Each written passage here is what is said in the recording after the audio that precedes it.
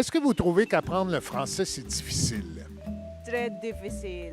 La prononciation, c'est très différent de la, quand j'écris. C'est très différent. Direct, non? C'est facile. Oui.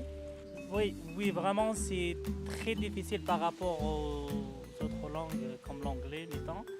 Je trouve pas ça plus difficile que d'apprendre une autre langue. Est-ce que vous écoutez de la musique en français? Non. Est-ce que vous voulez que je vous chante une chanson en français qui vous donnerait le goût ensuite d'écouter de la musique française? Je ne comprends pas. Je vais vous chanter une chanson, OK?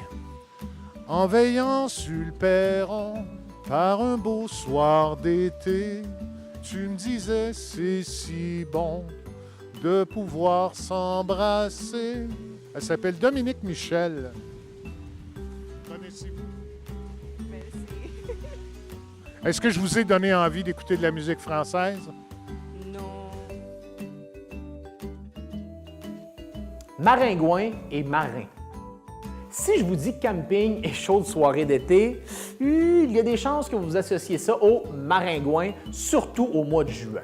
Savez-vous qu'il en existe plus de 50 espèces juste au Québec? Oui, 50 espèces de trop, si vous voulez mon avis.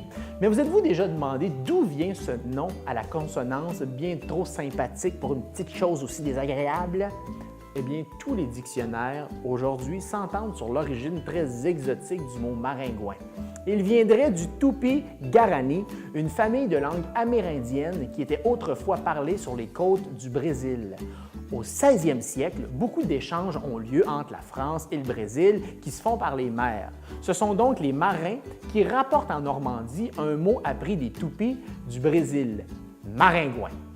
Ces marins normands vont utiliser et diffuser ce mot partout où leurs activités commerciales vont les emmener, notamment en Floride et en Nouvelle-France. Ce mot s'installe donc dans les parlers des colonies américaines, ce qui explique pourquoi on le retrouve aujourd'hui au Québec et en Acadie, mais aussi en Louisiane, ancienne colonie française, et dans des endroits assez éloignés de l'Amérique du Nord comme en Martinique, en Guadeloupe et à Haïti, à l'île de la Réunion dans l'océan Indien et en Normandie, bien sûr.